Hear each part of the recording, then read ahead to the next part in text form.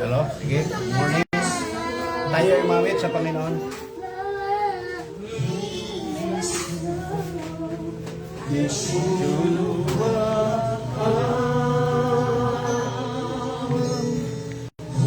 All creation of Christ for the returning of our King. Come and take your place and your throne, Jerusalem. Natay mawin. Kausapin natin ang Panginoon habang mawin tayo. Raise your hand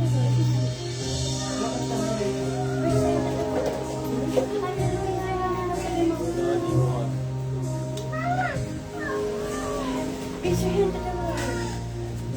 You are welcome in this place. You are welcome in this place. Be enthroned upon our Praises.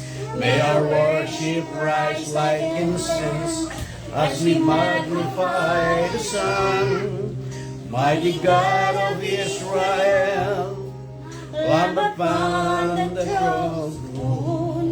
All blessing and honor to our God forevermore. Even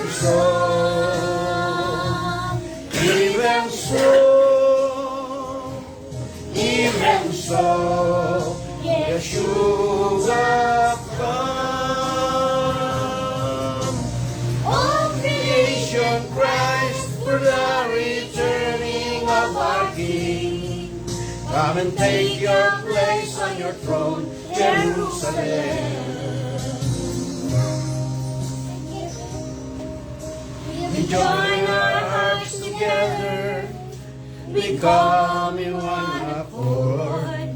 The bands of peace unite us in the Spirit of the Lord. Your love is the salvation in robes of purest white.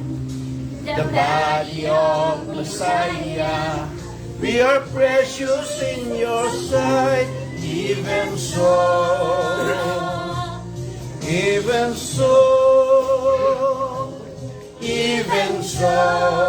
Yeshua come. All creation cries for the returning of our King. Come and take your place on your throne, Jerusalem. And the Spirit and the bride say, come. And the Spirit and the bride say, come. To the Lion and the Lamb, heaven's King, the great I am. Come and take your place and your throne, Jerusalem.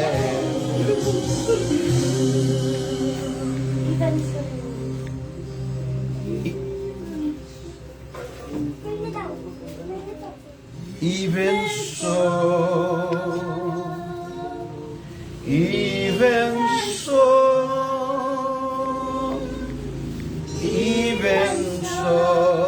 Yeshua,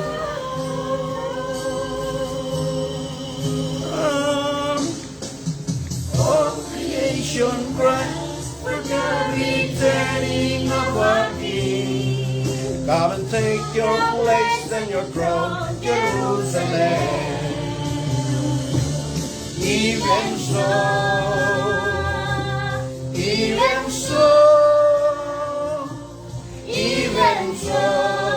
Yeshua come.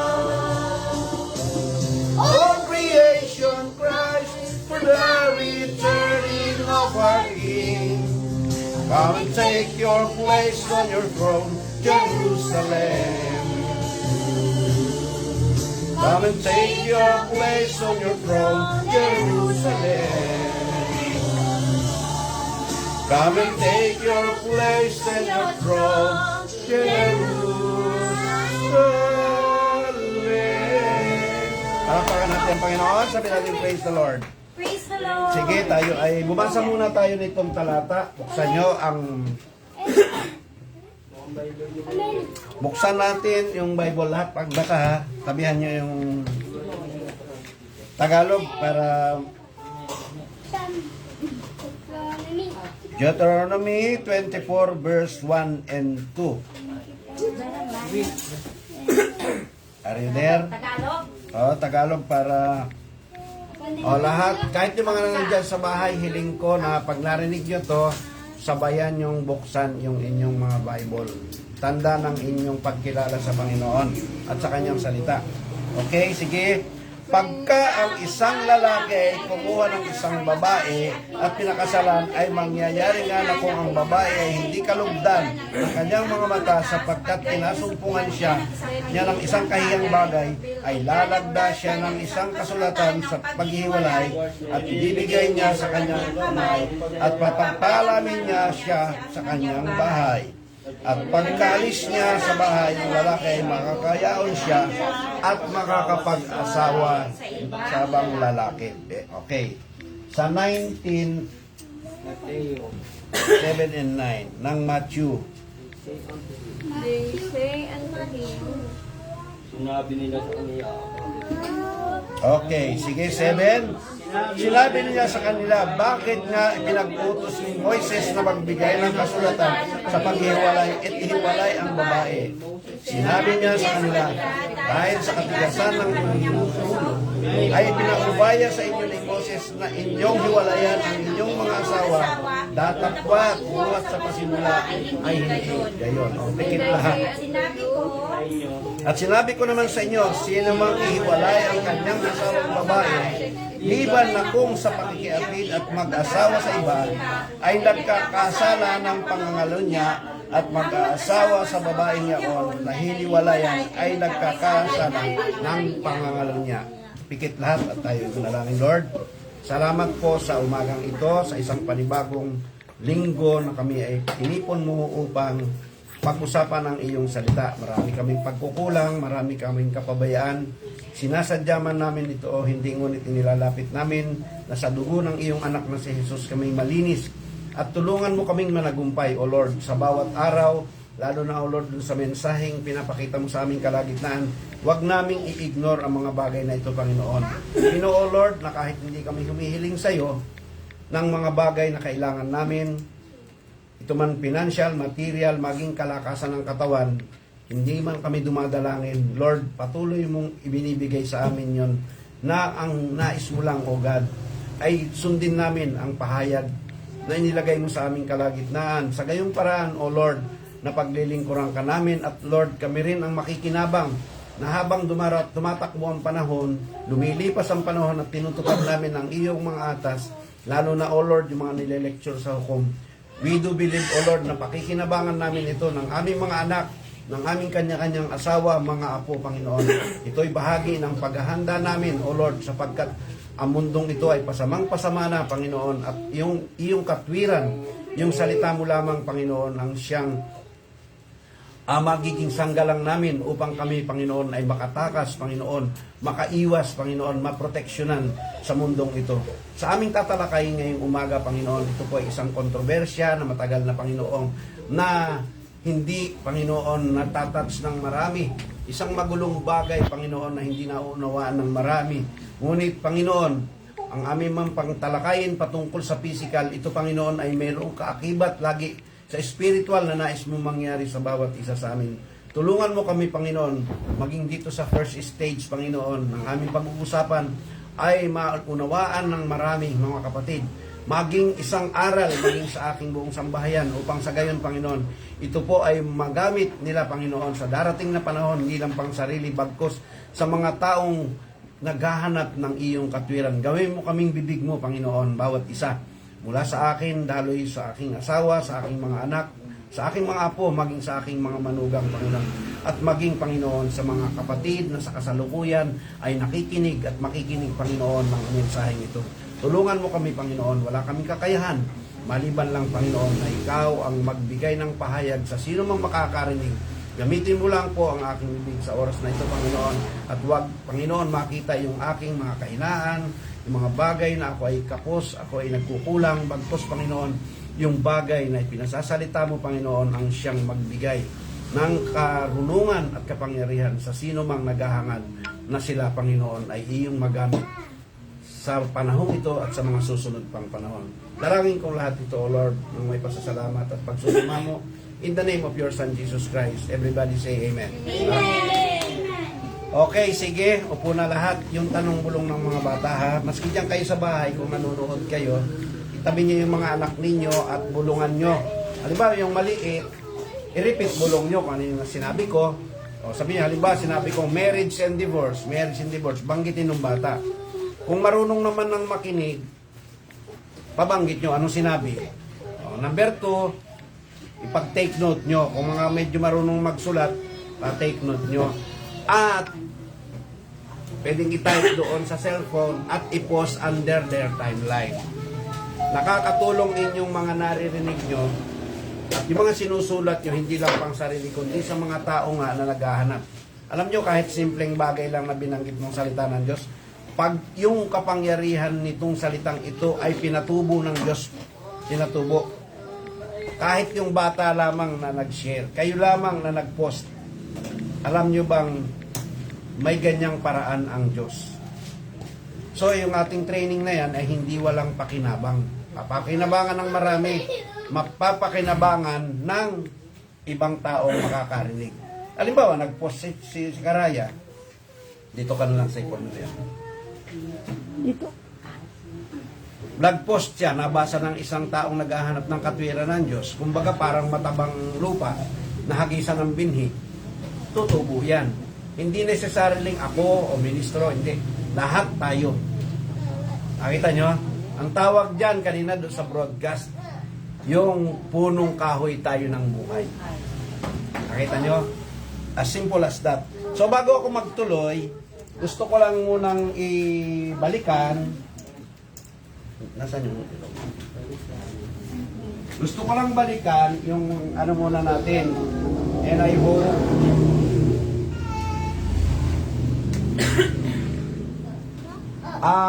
kaninang umaga, actually, itong tatalakayin ko, kaya ko tinalakay marami ng tanong. Maraming mga nagpapakonseling tungkol sa bagay na ito at ito ay malaki ng kontrobersya kahit nung araw pa na nakirinig ko sa denomination. At kahit sa end time, hindi nila masagot ng maayos to. Ito ay isang inspirasyon ko rito ay yung pag-aasawa at diborsyo. Tama ba yan yung sa progresibong ministeryo? Pinakinggan ko at ano nga pala to? Shout out o ano ko? Binabati ko si Brother Pastor Manila ng Cavite, si Pastor Geo Salazar, si Pastor Val Polanco, sila Sister Jerina de la Cruz Tapong, sa Samar to, sa Samar. Maski na sila Sister Annabel Galamgam, Imelda Contapay. Actually, may mga bagay na mga tanong sila tungkol dito. So, ito yung aking kabigatan para i-share to. Mahalaga to, mahalaga. Pero ganun pa man, ngayong umaga, ulitin ko, mayroon tayong broadcast. I-share nyo to, part ng EA. Makinig ha. EA EA to ano yan? EA ano tong pag-isinyer mo to? EA2B, Kogyo End Time Series. Sa Kogyo End Time Series, min-broadcast every Sunday ng 6:30 a.m. to 8:30 may broadcast. Kanina ang tinalakay ay patungkol sa 2-3s. Pakinggan nyo ulit. At isabay nyo habang kayo ay nakikinig, buksan nyo yung mga tabulation ng 2-3s. Buksan nyo rin yung Apostles' Doctrine regarding sa original sin tungkol sa kasalanan. May mga detalye yan, makikita nyo yung tungkol sa corruption. So ito ay inyong ibahagi. Tuwing Sunday ay meron ito. Pangalawa, gusto kong i-promote ito ulit. So, ulitin ko ha, mamaya, kahit ngayon, pwede nyo na kaagad i-share, i-alok, robot alok, ito. Huwag kayong manghinawa. Kumbaga yung paninda natin, kahit mahirap ibenta, panay ang post natin para kumita.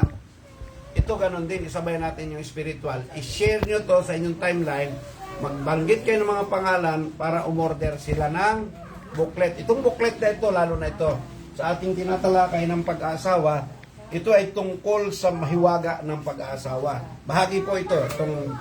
So may tatlo siya. Ano yung tamang pag-aasawa? Ano at bakit may pag-aasawa? Ano? Mga paraan sa biblikal. So, may iba-iba kaming booklet. Ito po ay pwede kayong umorder sa Shopee. Just mag-ano lang kayo sa akin, mag-chat. Then, ipadadala natin. Pwedeng isang ang tawag dito? Ha? Isang set. May mga lumalabas pa kaming bago ngayon, inuunti-unti. So, makikita nyo kung ilan. Malalaman nyo kung ano yung kan. Basahin yung mga title, pwede kayong mamili. Pero ang aking alok, isang set, makakamura kayo. 320, kung may nadagdag na 360. So, sige, yan muna ang ating kwan. Okay, sige, makinig mabuti at yung bata, tanong bulong nyo at pag-take note. At lahat kayo ay, kahit maiksi lang ang inyong nagawa, mag-post kayo sa inyong timeline. That's the way paano kayo gagamitin ng Diyos. Hindi naman ako pastor, hindi naman ako ganito basta tagapakinig lang ako. Hindi ka manatiling tagapakinig. Tagapagpahayag ka, hindi ka nagbibigkas, pero sa pamamagitan ng pag-share mo nitong mga video, audio, mga tracks na to as part ng Emergency Abrahanda to B, A, and B ay gagawa niyo yan. Okay, sige. Tutuloy tayo. Gusto ko lang itong hatiin sa nung bahagi. Ito ay isang Bible study na gusto kong makita ninyo kasi ganito. Hello, ano ang abot ng denomination at ng end time tungkol sa diborsyo?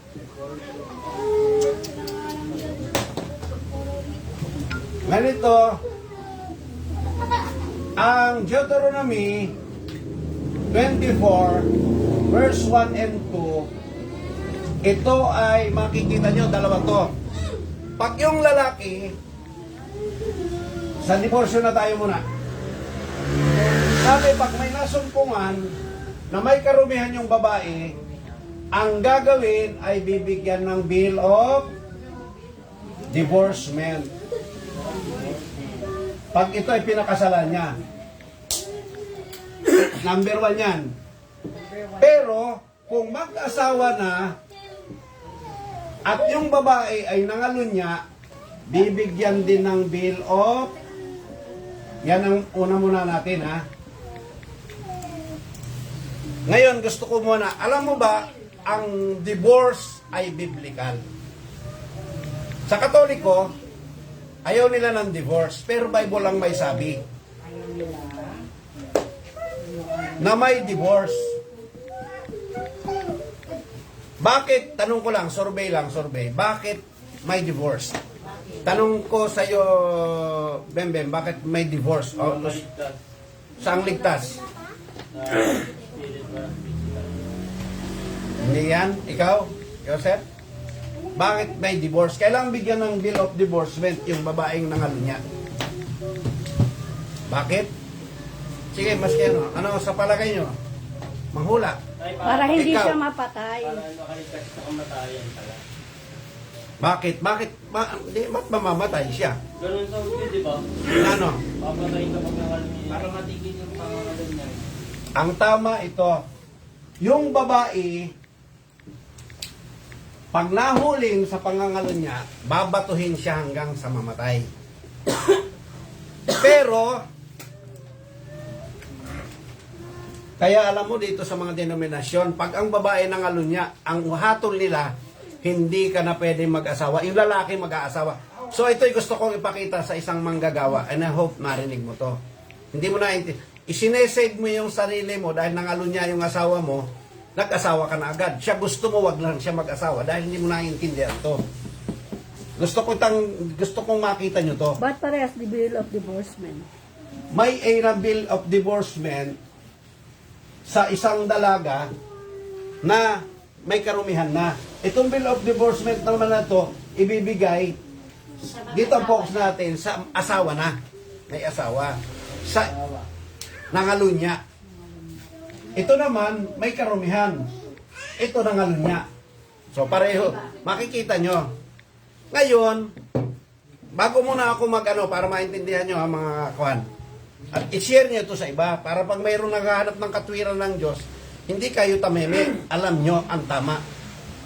Ngayon sa mga nakikinig, ito ang senaryo ng lahat. At ito hindi ko pa masagot dati nung araw sa panahon na nandun ako sa Quezon. Dahil ang kaso roon, talagang palit-palit ng asawa. Malala rin ang adultery at fornication sa lugar na yun. May naintindihan na ako pero hindi kasing linaw ngayon. Lalo na nung narinig ko itong dagdag. At yung quote ng prophet na binanggit, nabanggitin ko yan dahil siya naman ang si Brother Jeho Salazar, mas naikonekta na tama pala, hindi nila naiintindihan ang quote ni Brother Branham. Sa mga nakakaalam, sa makakarinig nito, basahin yung Marriage and Divorce ni Brother Branham, parang masyadong dogmatic. Pero yung pala, sa likod noon, mas tama pala tugma sa Bible. Hindi lang nila naintindihan kung paano ginamit ng prophet. Kaya sabi ni Brother Branham, don't take what I say, take what I mean. Hindi bumangga sa Bible. Alam mo, ang lalabas kung susundin natin yung abot ng end time, kontra si Brother Branham dun sa Bible.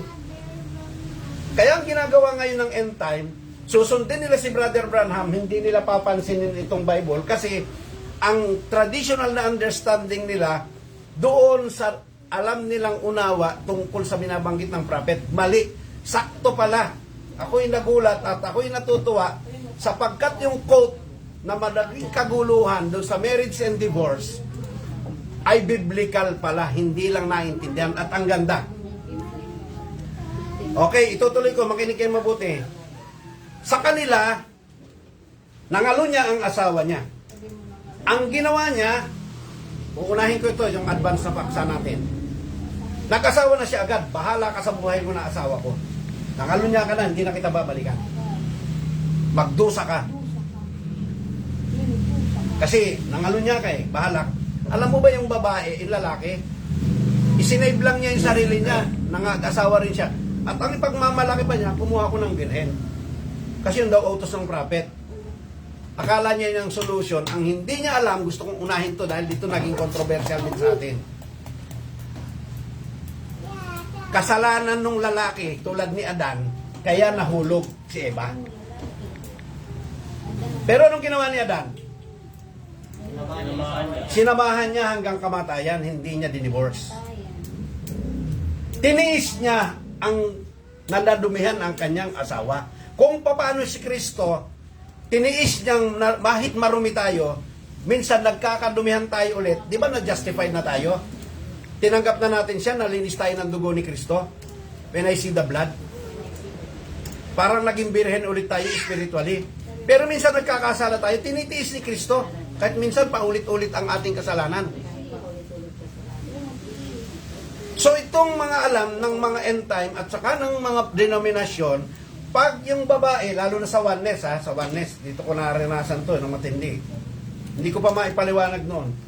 Pag nangalo niya, tapon ka na, hanap na ng panibagong asawa. Hindi mo inisip, kaya nangalo niya yan, hindi mo naganap sa kanya ang tamang LCM na, ano yung number 1 LCM? Spiritual marriage, sabay. Spiritual marriage is salvation for spiritual fornication. Bago nag-physical fornicate yung asawa niya o nag-adultery, nagkaroon muna ng spiritual fornication yan. Hindi siya totoong kasal kay Kristo, kaya siya nangalunya physically. Resulta lang yan. Hello, naiintindihan niyo ako? Ano ang visa ng Bill of Divorcement? Murahin na natin to pandalaga. Ito sa may asawa. Ang sabi dun sa Bible, pag, and I hope, kung kayo ay may tanong, itanong ninyo. 100%. Sa kalooban ng Diyos, kaya nating sagutin yan kahit balibaliktarin nyo ang mundo. Nakita nyo? Mayroon pa tayong advance na paksa. Ito, alam mo, binanggit to, dati ito. Alam nyo bang lalabas to parang magiging allowed ang polygamy? Mamaya, itanong nyo to o pwede kong talakayin sa susunod. Bakit pumapahig ka sa polygamy? Di ba? Kasi dito sa utos ni Kristo. Pero ganito, balik tayo. Sa Bill of Divorcement, kailangang bigyan ng Bill of Divorcement ng lalaki yung babae, otherwise ay papatayin siya. Pero, pag binigyan niya ng Will of Divorcement, hindi na niya pwedeng balikan. Parang tayo, pag pinatay na natin si Kristo, tayo ni Kristo, hindi na tayo babalikan ni Kristo. Pag talagang nag-blasphemy ka na, sa puwera ka na. Kaya pag nagtitiis lang si Kristo. So dito, pag binigyan ng babae ng Bill of Divorcement, pero bago, unahin ko to. Hello, makinig. Unahin ko. Ang dapat, yung babae, sila ay magkasundo. Babalikan. Titiisin, katulad ni Adan, na nadungisan yung kanyang asawa. Kung gusto pa ng lalaki, dahil sa pagmamahal niya, hindi niya muna bibigyan ng Bill of Divorcement. Ang gagawin niya riyan, tatanggapin niyang nadungisan yung asawa niya, titiisin niya. Blanco na ang Bible dyan, wala nang sinasabi. Pero sa hukom ministry, dadaan sa training yung babae. Alam mo ang susi? Pakibasa nyo, bilisan nyo, sa 1 Timothy 2:15. 1 Timothy 2:15. I-take note nyo to. Ito ang solution. Okay, sige, narumihan yung babae. Huwag mong patayin. Pag binigyan mo yung Bill of Divorcement, hindi mo na... shall be saved in childbearing if they continue in faith and charity and godliness and Sobriety. So, ibig sabihin, pagpapahinuhod, yun, bakit may sobriety?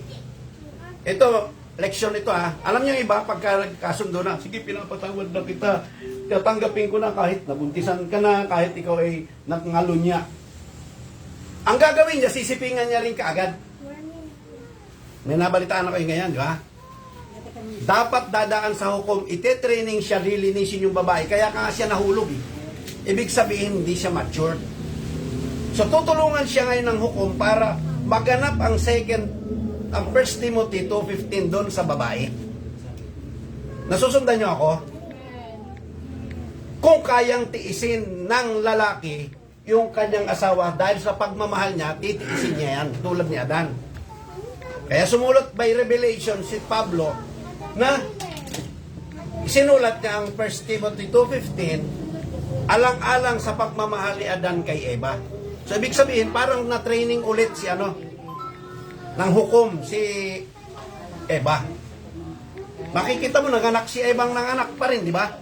Nanganak pa rin siya Anong panganganak? May training si Seth. Nakita mo? Si Seth. Makita mo sa mga ibang henerasyon, gumanda yung mga So nakikita nyo by revelation na yung sinulat ni Pablo, hindi man niya sinabing kinuha ko ito ron, nakikita historically na may mga anak na matino si Eva at si Adan. Part yan ng 1 Timothy 2:15. So makikita nyo, so ang first step natin, walang hiwalayan. Pero for a short period of time, habang under training, pakinggang mabuti ito kahit pastor ka, kahit sino pang pastor to, minsan pag pastor ang gagawin niya, bahala ka sa buhay mo, mag-aasawa ko ng iba, para bang gusto lang niyang magpalit. Hindi niya habol ang kaluluwa ng asawa niya nagkasala. Ay samantalang si Adan, tell death thou us part. Till death do us part. Iniwan niya ang tatay niya alang-alang sa pagmamahal niya sa asawa niya. Pabay muna, Lord, mahal ko talagang asawa ko, kahit ako ay patayin mo na.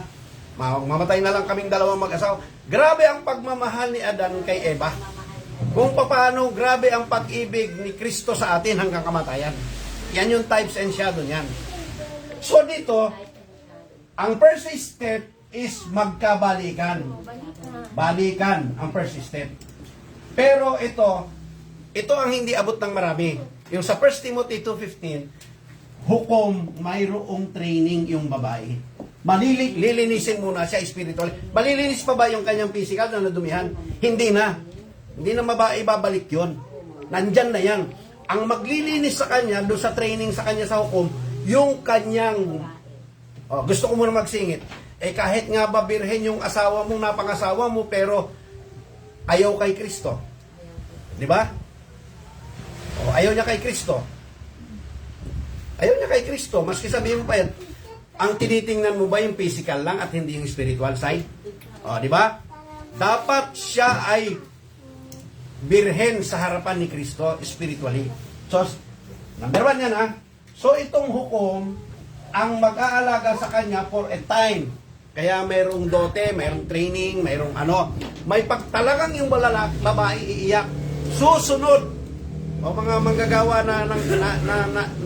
manggagawa, mga kapatiran, ang inyong asawa ay nagkasala, pero ayaw nyong magkahiwalay, huwag nyo naman kaagad na, sige, pinatawad na kita, pero ang ginawa mo, sunggab ka agad. Para kang unbeliever. Makinig kayo doon sa payo ng hukom dahil totoo to. Malilinis ba siya? Yak-yak ka lang ng ganun.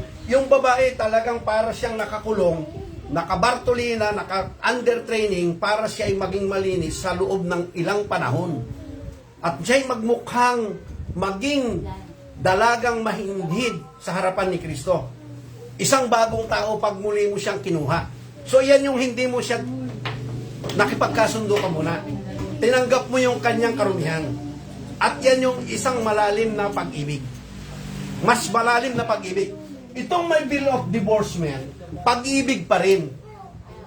Mababaw na nga lang because of this. Yung bill of divorcement, ayaw mo siyang mamatay.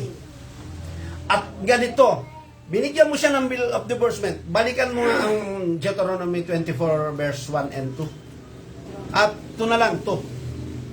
Alam mo kaya gusto kong i-preach to. Nagtatalo-talo kahit sa end time. And when he is departed out of his house, he may go and be another man's wife. Tingnan mo Bible na may sabi. At kung siya man ay nabigyan mo ng bill of divorcement, sige, asawa ko, sulat tayo, hiwalay na tayo, bibigay mo yan, pag alis niya, pwede na raw siya ulit mag-asawa. Anong ginagawa ng end time ngayon? Anong ginagawa? Bahala ka sa buhay mo. Kasi hindi nila alam gamitin itong bill of divorcement na nasa Bible. Anong sabi ni Kristo sa Matthew 19 verse 7 to 9? Sa katigasan ng ulo nila, pinagbigyan lang ng bill of divorcement para maligtas. Pero sa pasimula ay hindi. O diyan tama yung Katoliko, wala mo ng divorce. Walang divorce. Pero hindi nila naintindihan, pangkaligtasan ang divorce. At pangalawa, kung yung babae, okay, ito, sino man makarinig nito, at gusto ko medyo personal to at ituro nyo to, then challenge me kung ako'y mali. Bible naman sabi, halimbawa, itong babae. Hindi tayo bastos itong babae, nangalunya. Hindi mo binigyan ng bill of divorcement. So, pag hindi mo binigyan ng bill of divorcement, lalabas, hindi siya pwede mag-asawa. May pangangailangan yung katawan niya. Pataguyan ngayon na makikipasama sa lalaki. Di ba? Lalong pa-impyerno ang ginawa mo. Lalong wala kang pag-ibig. Ikaw, halimbawa, nag-asawa ka agad, pero yung asawa mo hindi mo naintindi. Hindi mo pinatawad. Pinapatawad na kita, pero bahala ka na sa buhay mo, mag-aasawa na ako ng iba. Wala kang totoong pag-ibig. Nakita nyo? Pero ito, magpatulong ka sa hukom. Mr. J, Pastor J, JS, patulong ka. Huwag kang magmalaki, huwag kang mag-pride. Patulong ka, balikan mo. Yung nagkasala mong asawa, na pinalitan mo na, bigyan mo siya ng bill of divorcement at bago kita bigyan ng bill of divorcement para pala maligtas ka, halika, sama ka. O friend na lang tayo. Sa mga taga-sanlibutan nga, kahit pagpalitang asawa, barkada pa sila Nagagawa nila yan. Bakit hindi tayong Kristiyano kaya natin gawin? So dito, isasubmit kita sa hukom. Ito, may training ka. Hukom ang magde-decide kung ikaw ay malinis na at pwede ka na mag-asawa. Kasi nga binigyan mo ng bill of divorce. Bibigyan, use this bill of divorcement as a leverage. Naintindihan niyo ako? So ganito, ang gagawin niyo sa lalaki, ipayo niyo to. Yung babaeng nagkasala, para hindi ka lalabas ng mga ngalunya. Kasi ang sabi ng Bible, pag ikaw nag-asawa na walang bill of divorcement, mga ngalunya ka at yung mag-aasawa sa kanya, nakikinig pa kayo? Isulat nyo to. Yung lalaki na aasawa dun sa dati mong asawa, mga ngalunya na pareho kasi nga hindi mo binigyan ng bill of divorcement. Ngayon itong bill of divorcement, dito papasok ang hukom bago. Kasi hindi naman alam yan, kahit pastor, mga pastor ng end time, hindi nila alam to eh. Magpa-training kayo sa hukom, paano ang gagawin? Magpatanong kayo, magpaturo kayo. Di ba? Gusto kong i-share ito sa ministers meeting. Minsan nag-share ako tungkol sa LCM, hindi nila alam eh. Kasi hindi nila naintindihan kung ano yung message ng prophet dito at walang binitalya ang prophet dito tungkol sa, yung marriage and divorce na 1965 na naging kaguluhan pa kasi hindi nila naintindihan. Mamaya bubuksan ko to. So sa madaling salita, ang gagawin natin, yung hukom, isasubmit bago mo bigyan ng bill of divorcement, parang yun sa kasal. Yung mga kasal, bago mo ikasal, bigyan mo muna ng dote, pag-training. Huwag niyo munang pilitin na, gusto ko kasal yung anak ko sa simbahan. Pero ayaw mo namang i-training, ipasubmit ng 100% doon sa hukom kung ano lang gusto nila. Naintindihan nyo? Nagdaramdam kayo. Gusto nyo kunin yung biyaya ng Diyos.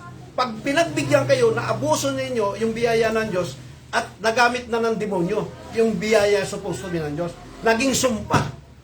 Isipin mo, kukuha ka ng medalya pero hindi ka naman pinaghirapan. Ikasal niyo ako sa simbahan, ikasal niyo yung anak ko sa simbahan. Pero yun walang ka-training, kung mag-training mang, barya. Masakit ba kung magsalita? Oo, dahil totoo yan. Nagsasalita ka ba? Perfect ba ikaw? Perfect ang pamilya? Hindi, mensahe lang ito ng Diyos. Kung tamaan man ako, pagsisikapan ko lalo na maiayos yan. Tatandaan nyo to. Kung mawala man ako, ituro nyo pa rin ito dahil ito ay katotohanan at ito ang tama. Kung nagyari yan sa inyong pamilya, ipagpatuloy nyo. Pero mas maiingatan nyo na hindi mangyari yan sa pamilya nyo kung kayo ay susunod doon sa training. Yan lang naman, sisirain kung paanong sinira sa Eden ng demonyo, ang unang mag-asawa, sisirain niya rin sa panahon natin ngayon. Yan ang palipas-lipas na lang. O, di ba? So, itong bill of divorcement, magiging leverage, dadaan sa hukom. Sa Diyos tayo dumaan. Ang sabi niya, sino magtuturo? Magde-decide. Yung hukom, hindi ba Diyos? Bigla bang bababa yung Diyos sa kalagitnaan nyo? Hoy! Bembeng! Ganito ang gawin mo. Eh, di ba may tagapagsalita talaga ang Diyos? Eh, kung may tagapagsalita ang ibang pastor sa end time o sa denominasyon, pakinggan natin kung mas maliwanag dito. Hindi tayo nagyayabang ha. I'm just challenging the spirit na ayaw nila sa hukom dahil galing sa tingin nila ay walang kwentang mangangaral. Diba? I hope marinig ito ng mga critics. Hindi makapasok ang mensahe dun sa may pangangailangan dahil dun sa maling pananalita, paninira. Magwindang-windang na lang. Eh bakit yung mga tinuturuan nyo may ganyan din? May demonyo nga na gumikilos at hindi sumusunod kahit yung marami dahil nga sinanay na huwag pakinggan ang mensahe. Ay mahirap pakinggan talaga itong mensahe. Eh tinuruan pa ng huwag nang makinig. Hindi lalong na-relax. Kaya may damage. Makinig ha. Huwag kayong manghinawa na gawin at ipatupad at ituro itong katotohanan. Dahil pagdating ng panahon, yung gagawa nito ang makikinabang. Tingin lang nila. Wala lang sa lugar. Alam mo yung, eto, bigyan ko kayo ng ehemplo ha. Sa pera muna tayo. Bakit tinatabi mo yan 5 piso-piso? Walang kwenta yan. Nakakalat. Tabi ng tabi. Lumipas ang 20 years. Sa katatabi niya araw-araw ng piso, nakaipon siya ng milyon. Hindi mo lang mapapansin yan. Pag hindi Pag hindi 100, di mo papansinin. Pero itong matyaga, ipon lang siya ng ipon. Pinagtatawanan siya dahil pinaano niya yung piso. O, di ba? Ang gusto na niyang pansinin, bihirang dumating yung 100 sa harapan mo eh. Piso lagi, ipunin mo. Ganito rin sa mensahe natin. Kahit yung mga tanong bulong, Alan Juan, Carlo, yung tanong bulong, repeat bulong sa anak nyo, piso yan. Mga magulang, piso yan. Yung pa-take note, yung pa-post, yung paggawa ng emergency abranda, piso-piso lang yan, pambata yan. Wala ka namang ipapagawa ng 100 agad. Turuan mo si Sekaraya agad na mag-preach, hindi niya kaya pang gawin yan. Yan, 100 yan. Pero kung yung barya-barya na ipon mo, after 20 years itong training na to, na namumulot ng piso-piso, magiging 1 million yan at by that time na dumating ang panahon na yan, kumpleto na. Naintindihan nyo, hindi nyo lang mapapansin yan. Paglabanan natin pare-pareho yung laman natin na minsan ayaw natin gawin. May demonyong gumagalaw sa laman natin para hindi tayo magtagumpay. So bakit may nahuhulog? O balik tayo. Ito ay gusto kong buksan sa nakikinig. Ayan ang sabi ng prophet. Tanungin nyo ako sa mga gustong magtanong kung anong quote ng prophet ang binanggit. Kaya hindi ko sasabihin. Itanong nyo kung kayo interesado. At paano tama pala ang mali and time, ang interpretation. Tama pala sa Bible ang sinasabi ng prophet. Bibigyan ko kayo ng sample. Romans 7. Buksan nyo Romans 7. At saka 1 Corinthians 7. Hanapin mo rito yung kailangan mamatay muna yung asawa. Dito, kailangan mamatay muna yung asawa bago siya makapag-asawa. Dito sa 1 Corinthians, makipagbalikan. Iskan nyo. Alam nyo ba, nung pinapakinggan ko siya, may alam na akong konti, pero nung ma-align, perfect pala ang message. Nag-iisang message lang ng prophet ito mo tungkol sa marriage and divorce. At alam nyo, 3 beses ko nang pinakinggan, mas maliwanag siya ngayon na nakita ko, tama pala ang quote ng prophet at sakto sa Bible. Mali ang unawa ng mga end time. General unawa, perspective ng end time. Doon sa sinasabi ng prophet. Hindi na nila mai-align dito sa Bible. Kaya lalabas, alam mo kung bakit may mga critics sa end time laban kay Brother Branham? Pag inunawa mo, binasa mo yung marriage and divorce ni Brother Branham kontra sa Bible. Romans 7:3. Pero, pag inunawa mo pala ng buo, sakto pala ang turo ng prophet tungkol sa Bible. Ang nangyari, nasanay doon sa unang unawa. Ang gagawin na lang nila, babalawalay ng Bible, susundan daw nila yung turo ng prophet. Kaya bakit sabi nila, pag narumihan na, wag mo nang asawahin. Maghanap ka na ng bago, yung birhen. Anong buhay ang mangyayari dito sa babae kung hindi natin gagawin ito? Ay, Bible ang may sabi. Sa Romans 7, saan apply ito? Ang unawa rito ng mga end time, I hope nasusundan nyo ako magtanong kayo. A-apply nila rito. Pwede lang magkasawa itong babae na nangalunya kung namatay na yung lalaki. At yan ang alam ng lahat kahit denominasyon. Mali. Pwede pala mag-asawa sa bill of divorcement pa lang. Nasusundan nyo ako? Itong babae na pwedeng mag-asawa, na mamatay ang asawa, ay apply sa 1 Corinthians 7. Sa mag-asawa yan na hindi nangalunya. Naintindihan niyo ako? Apply ito, hindi nangangalunya yung babae rito sa Romans 7. Romans 7:3. Basahin mo ang Romans 7:3. Sa Romans 7:3. Oh. Kaya nga kung samantalang nabubuhay ang asawa, siya'y makikisama sa ibang lalaki, siya'y tatawagin mga kalunya. Datapwan kung mamatay ang asawa at laya na siya sa kautusan, ano pa siya hindi na makakalunya. Mag-asawa yan, pero hindi yan apply sa nangalunya. Huwag nilang ihahalo ito. Halimbawa, kamo ng mama mo mag-asawa. Bigla akong nagpalit ng asawa ko, bigla siyang sumama sa iba't nangalunya siya. Hindi niya pwedeng gawin yan. Pwede lang siyang mag-asawa kung namatay na ako. Pero hindi yan apply na katulad ng nangalunya na mag-aasawa ng panibago. Naintindihan niyo ako? Different. Hanapin niyo rito yung sabi magkabalikan sila sa 1 Corinthians 7. Okay. Hindi ko na pahahabain ito. Gusto ko sa makarinig, magtanong kayo. Para yung inyong nasa isip, maiayos natin. Dahil salasalabat yan sa utak ng marami. Lalo na sa turo ng end time at denomination, hindi nila na-synchronize to. To tell you ha, matagal ko nang nakikita yan. Walang makasolve. O sige, nasaan yung panumbalik? 7:11. Sige, basa. 11. But if she depart, let her remain unmarried or be reconciled to her husband, and let not the husband put away. Yan ba inangalo niya o hindi? Din. Departed lang nakalagay. Oo, humiwalay. Halimbawa, mama mo ayaw na niya sa akin. Hindi pa rin siya pwede Cool mag-asawa. off lang. Cool off ang tawag. O sige, hiwalay muna tayo. Ayoko na sa iyo. Kasi hindi ka naliligo. Parang ganon. Bantot mo. Pero hindi pa siya pwede mag-asawa. Pero ang habol, magbalikan pa rin. O, dadagdagan natin. Ang lalim.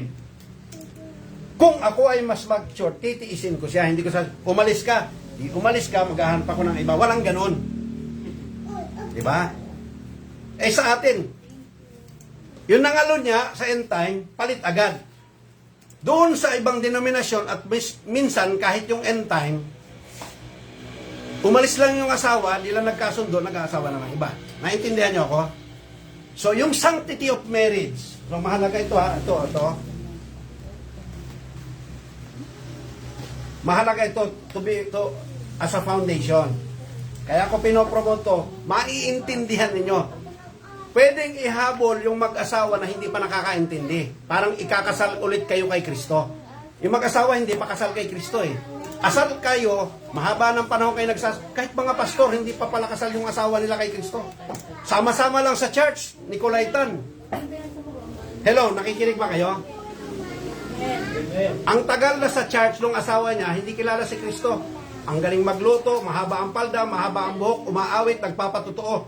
Pero hindi pa pala 100% nakasal kay Kristo. Hindi naman nangalo niya. Pero siya ba ay spiritually matured na? Berean na ba siya? Yan ang bata yan. Pwedeng umaattend siya kahit 30 years matanda, doon na siya namatay, pero hindi pa pala siya kumpleto kay Kristo. Di ba? Kasi Nicolaita, sarado, ang alam lang niya yung aral ng kanyang pastor. O yan ang masakit. Pero dito, dalawang puntos to. Ihahabol natin yung mga mag-asawa na, lukewarm man yung immature man yung lalaki o immature ang babae. Either of the to, weldo. At ito ay panghabol din natin sa ating mga anak na mga young people. Tatagusto sa katulad nito, Carlo, nitong anak mo. Basahin nyo to. Maiintindihan, ito ang ihahabol mo sa anak mo. Kung mahal mo ang anak mo, nagpapakahirap ka, yung naranasan mo, hindi na nila dapat maranasan, hindi lang sa material at physical. Lahat kayo, na manugang ko. Yung physical na kahirapan ninyo, ay napagtatagumpayan nyo ngayon. Pero yung zero kayo, tungkol sa spiritual, kailangan ituloy nyo sapagkat yung mga anak nyo, mas dapat yung ipundar ang spiritual na kayamanan nila kaysa yung material na kayamanan. Naintindihan nyo? So, ulitin ko, ang mensahe natin ay papainog sa pag-aasawa at kung mayroong nangyaring hindi mabuti, dahil ito sa katigasan ng ulo, magkakaroon ng diborsyo. Ano yung tamang diborsyo? Hahabol ko to. Ito ay exam. Matagal ko nang sinagot to. Halimbawa, itong babae, ito ang lalaki, mag-asawa. Ang nangyari, nangalo niya itong babae. Nag-adultery itong babae. Itong lalaki, ang ginawa niya, hindi niya binigyan ng bill of divorcement. Hello, kung nakikinig ka, sana maintindihan mo to ha.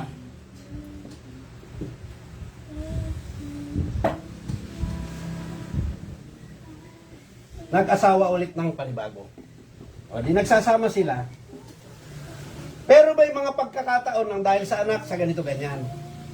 Alam mo, mabuti pa nga ang Muslim eh. Ang gagawin nila, napagkasundo sila. Hindi niya binigyan ng bill of divorcement. So itong babae, hindi pwede mag-asawa. Naintindihan niyo ako? Hindi pwedeng magkasawa dahil hindi mo binigyan ng bill of divorcement. Ang gusto mo parusa, pinatawad mo siya pero ang parusa niya walang hanggan. Hindi siya pwede. Magbuburo siya. Yan ang gusto mong parusa kanya. At yan ay mali. Ngayon, may pagkakataon na nabubuo, minsan na pagkakasundo, may kinakasama na. Ito hindi nagagawa ng Kristiyano pero nagagawa ito ng mga Muslim, nagagawa ng iba. Hindi naman tayo Muslim eh.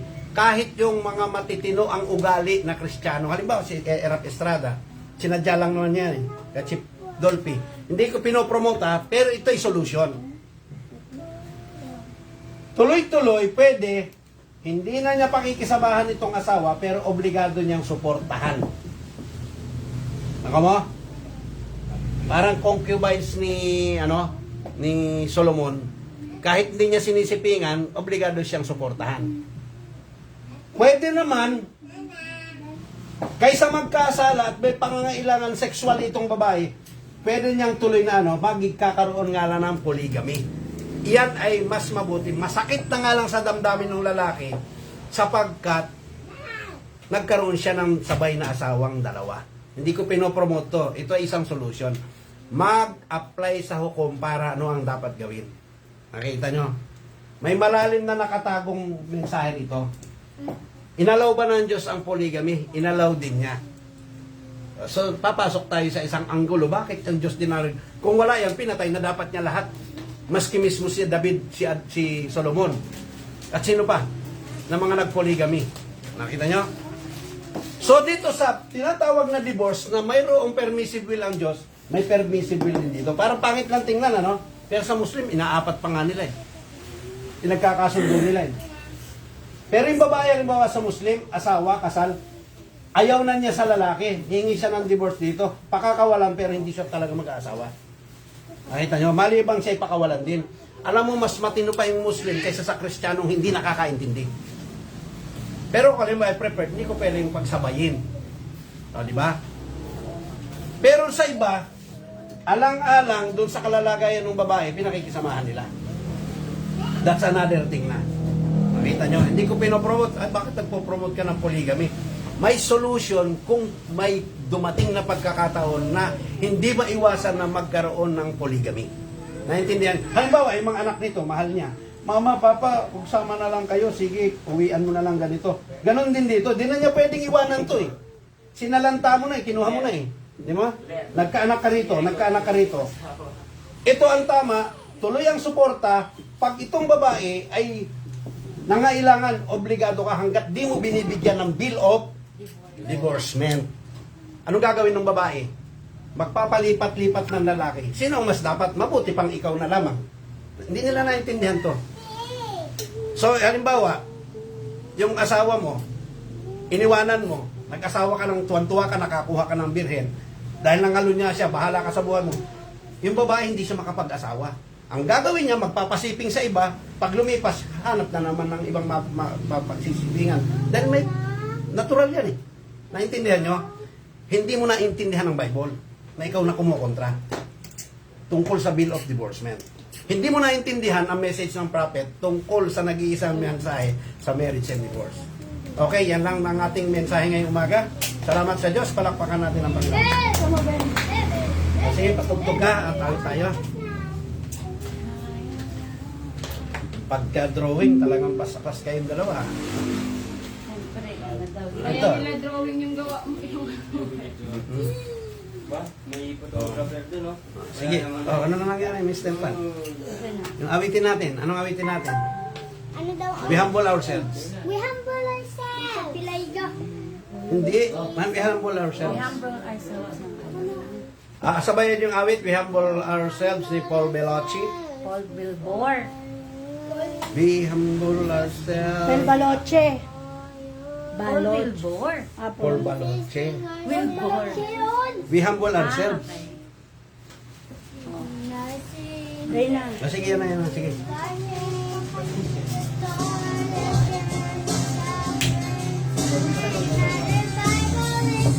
Oh Lord, our holy God, your ways are perfect. And tayo mawit. Awitan natin ang Panginoon. Is slow to anger and abounding in love. You have shown us your Father's heart. But we, your people, have turned from you, resisting your power and grace, taking our lives into your hands, and you show us your Father's way. And we humble. So we humble ourselves before you and confess our faithfulness toward you.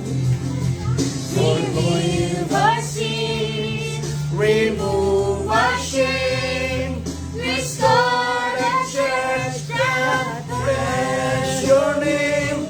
Let revival may come to this land once again.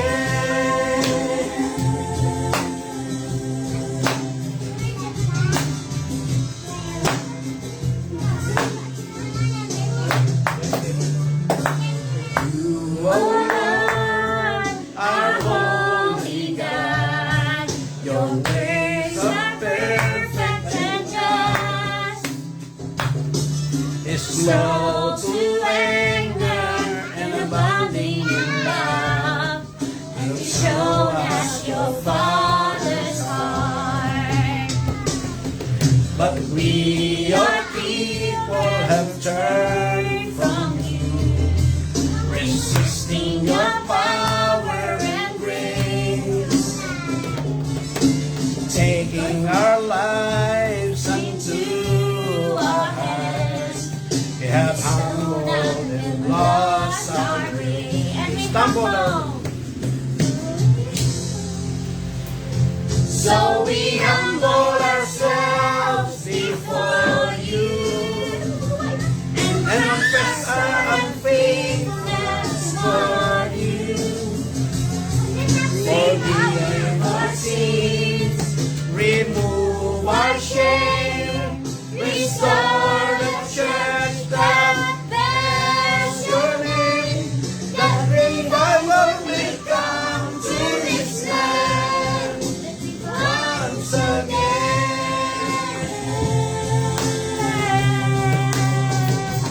For we humble ourselves before you and confess our unfaithfulness toward you.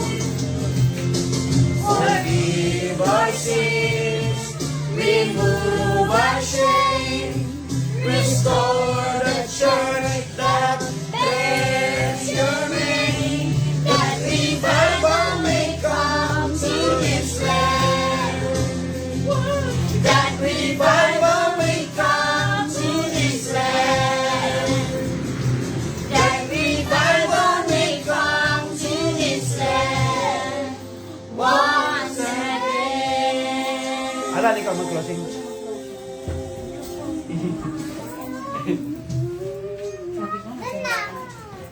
Susunod ang break.